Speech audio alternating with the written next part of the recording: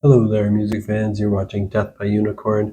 I usually talk about metal, rock, and prog music, but today's video is my 5 favorite jazz, fusion, and funk albums of 2024. Let's jump right in with number 5, which is Al Di Meola and his album called 24. This is mostly instrumental jazz fusion with flamenco influences. And this American guitarist just has so many albums. If you include live albums and covers albums, I think he's done a good 45 or so. But this is actually the first one I've listened to in full.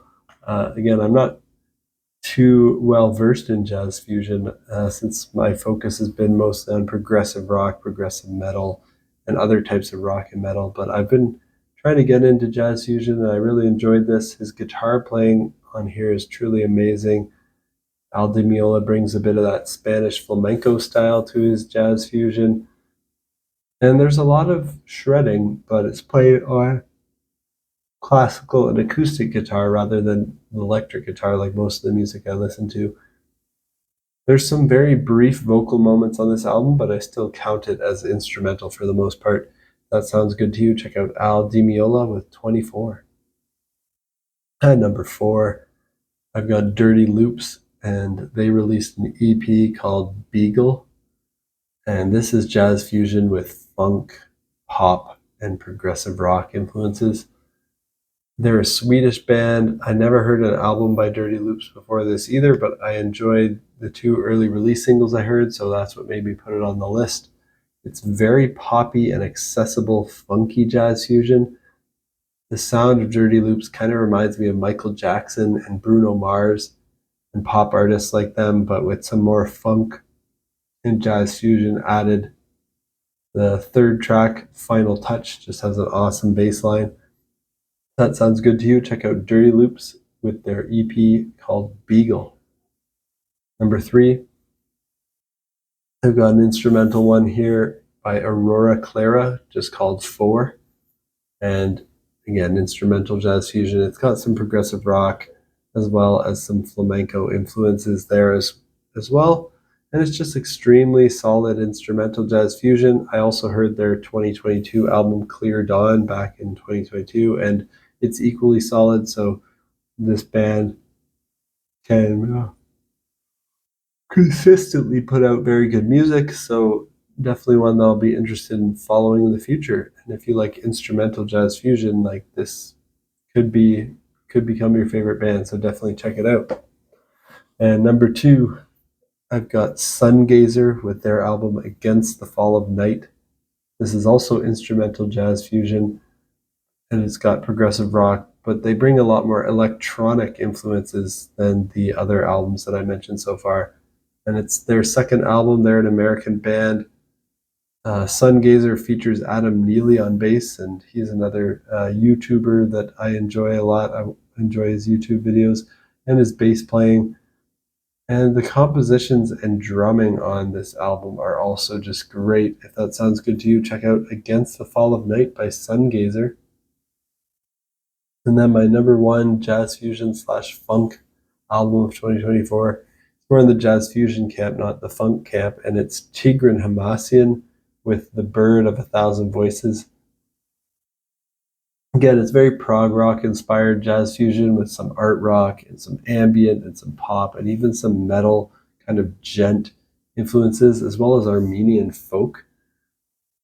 Check out the track 40 Days in the Realm of Bottomless Eye. He brings light into the soil of evil. It's a long song title, but it's just amazing. And this is Tigran Hamasyan's 11th album. He's an amazing Armenian jazz pianist and composer. If you imagine a jazzy version of Emerson, Lake and Palmer colliding with the syncopation, polyrhythms, and polymeter of djent like Meshuggah, combined with the progressive, ambient, almost new age vibes of Mike Oldfield, that's kind of what this album sounds like. The album focuses heavily on piano, so will appeal to people who like piano music. There are some vocals on the album, even though most of the runtime's instrumental. Most of the vocals are female vocals provided by Arini Agbabian, but I believe I heard some male vocals in here too, possibly Tigran himself. A lot of the vocals are wordless vocalizations, so it still feels like an instrumental album. This album by Tigran Hamasyan, it's really long, just over an hour and a half, but don't worry like I did. I worried a bit about that run length when I started it, thinking I might get bored if it was just piano shred the whole time. But I was pleasantly surprised at how much variety and experimentation he was able to bring, while also making it feel like the album's a cohesive piece as he brings in repeating themes throughout the album. There's 24 tracks here. There's a lot of really long song names on here. Things like The Demon of Akan Anatak, which I really love, and the one that I mentioned, 40 Days in the Realm of Bottomless Eye. He brings light into the soil of evil. Really great stuff from Tigran Hamasyan, my favorite jazz fusion album of 2024. And since you made it to the end of the video, I'm going to reward you with 5 quick honorable mentions, because you probably like jazz fusion music if you made it this far. So if these ones sound good to you, check them out as well. Nada Raja released Spirit at Play, the debut album by this jazz fusion group from the UK, instrumental jazz fusion. They've got Indian classical as well as progressive and psychedelic rock influences. It's kind of jammy. It sounds like bands jamming. I'm pretty sure this one has Andy Edwards on drums, and he's also another YouTube commentator. And another honorable mention is Trifecta with their album The New Normal. This is the second album by this multinational group. It's jazz fusion, mostly instrumental again, but some vocals here and there, and a lot of progressive rock influence. Check that out. And now let's talk about one that's more in the funk world. I've got Corey Wong with Metropole Orchestre, conducted by Jules Buckley, with their album Starship Syncopation. Now this is kind of instrumental funk with soul, jazz, rock, and R&B and classical influences. Really interesting, unique music here. Tony Levin is another honorable mention. He released Bringing It Down to the Bass, his 8th solo album, I believe. He's a great American bass player. This is, again, mostly instrumental jazz fusion, but there are some tracks with vocals, and he's got some progressive rock and blues influence in here as well.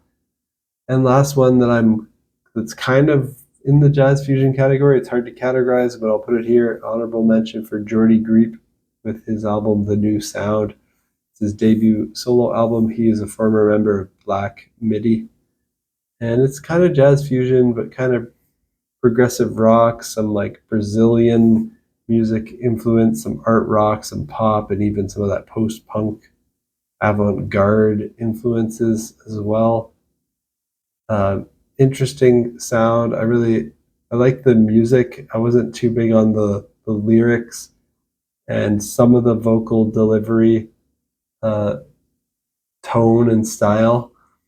I think his singing is pretty good, but he gets into this like weird kind of rapid fire, almost like rapping, shouting kind of vocal delivery, which I'm not sold on it. I kind of like the stuff he was doing with Black Midi a little bit more than this, to be honest. But I'm curious to see where he goes next. We'll probably check it out curiously. That's Jordy Griep and The New Sound. And that's it for my 5 favorite albums in the jazz fusion and funk world in 2024 and 5 honorable mentions. So you get 10 albums in this video in just 9 minutes.